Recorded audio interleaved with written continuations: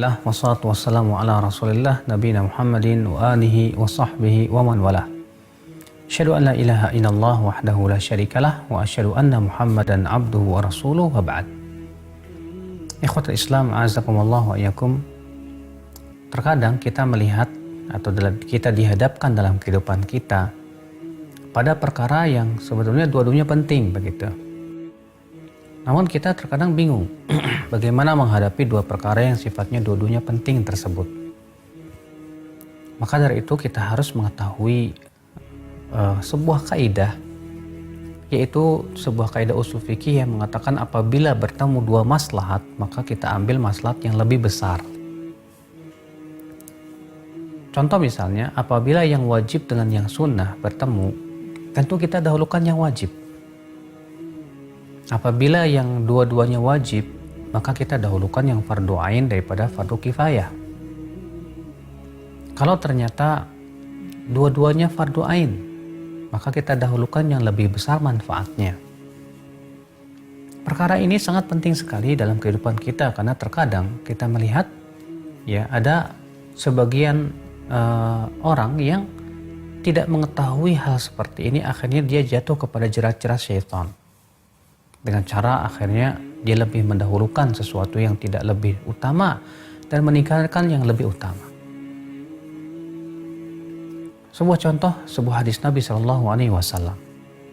Nabi Shallallahu Alaihi Wasallam bersabda, Allah Taala berfirman, "Wa ma taqarraba ilayya 'abdi bi syai'in ahabbu ilayya mimma aftaradtuhu 'alaihi." Tidaklah hambaku bertakarub kepadaku dengan sesuatu yang paling aku cintai daripada apa yang aku wajibkan kepadanya.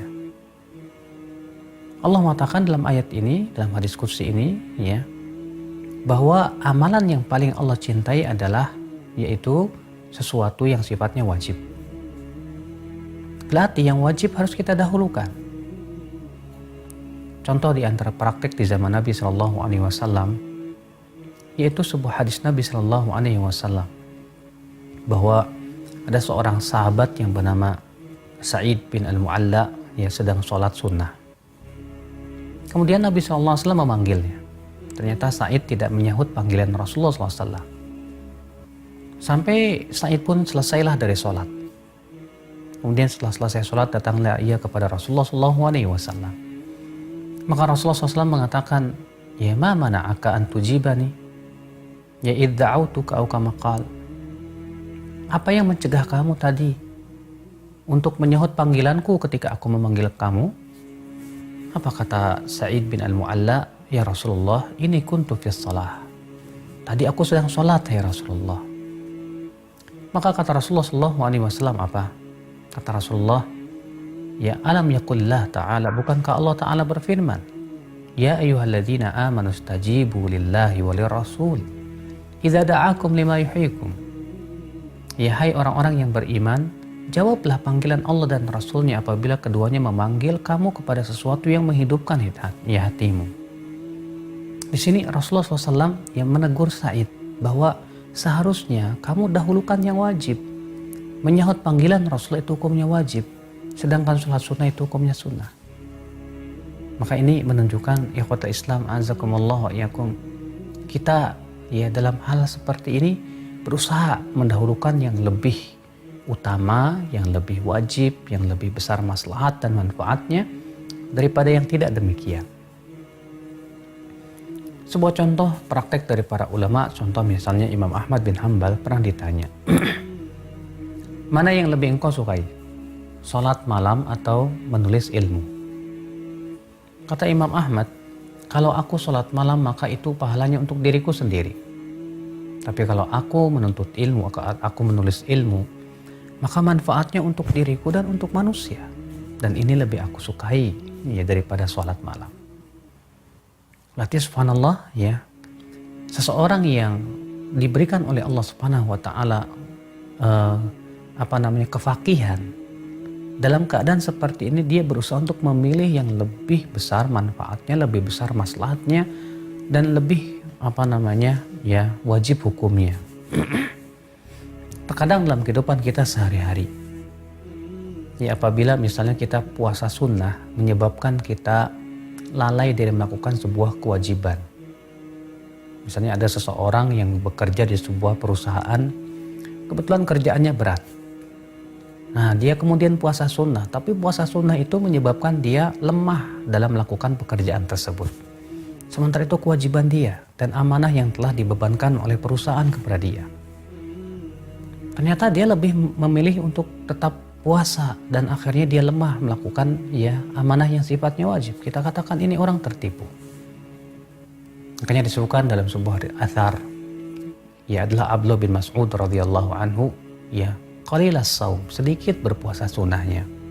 Beliau berkata, kalau aku berpuasa, dha'uftu anis shalah, aku lemah dari sholat dan aku lebih memilih pahala amalan sholat daripada berpuasa. Masya Allah. Di sini Abdullah bin Mas'ud mengatakan puasa itu lebih utama daripada sholat itu lebih utama daripada puasa. Nah, kalau aku berpuasa, aku lemah dari sholat, maka lebih baik aku pilih yang sholat saja.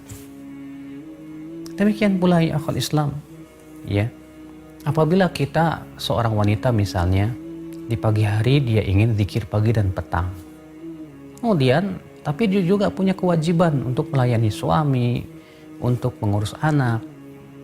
Nah, kalau ternyata si wanita ini ternyata lebih mendahulukan zikir pagi dan petang daripada melayani suaminya, mengurus anaknya, kita katakan ini orang tertipu. Maka hendaklah kita cerdas dan kita berusaha untuk melihat mana yang lebih besar manfaatnya, mana yang lebih besar maslahatnya, sehingga pada waktu itu kita bisa memilih yang terbesar dan terbaik dan terbagus pahalanya di sisi Allah Subhanahu wa taala. Akhwal Islam, azakumullah wa iyyakum. Nah, inilah yang tentunya kita berusaha untuk perhatikan dalam menuntut ilmu misalnya. Kalau misalnya di satu hari ada beberapa tabligh akbar, kita lihat mana materinya yang betul-betul paling urgen, paling penting bagi kita. Dan paling kita butuhkan dalam kehidupan kita. Sehingga kita bisa memilihnya. Jangan sampai kemudian kita mendahulukan menuntut ilmu bahasa Arab, tapi kita tinggalkan menuntut ilmu tentang tauhidullah jalla wa ala. Nah, ini ya akhwal Islam, azakumullah wa iyyakum, sebuah kaidah yang sangat agung, yang besar, yang tentunya kita perlu untuk memperhatikan hal-hal seperti ini sehingga kita bisa mendapatkan pahala yang lebih besar di sisi Allah Subhanahu wa taala. Wabillahi taufiq. Subhanakallah bihamdik, asyhadu an la ilaha illa anta, astaghfiruka wa atubu ilaik. Wassalamualaikum warahmatullahi wabarakatuh.